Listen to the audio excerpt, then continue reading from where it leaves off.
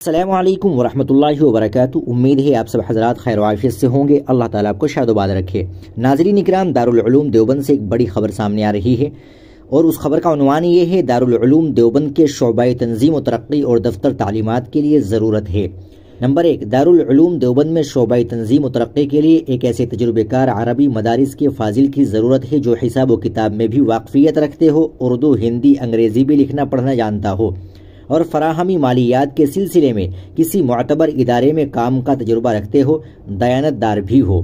Number 2، Darul Uloom Deoband کے دفتر تعلیمات میں ایک ایسے فاضل کی ضرورت ہے جو اردو، ہندی، انگریزی، عربی لکھنا پڑھنا جانتے ہو اور کمپیوٹر پر بھی ان زبانوں میں کام کر سکتے ہو۔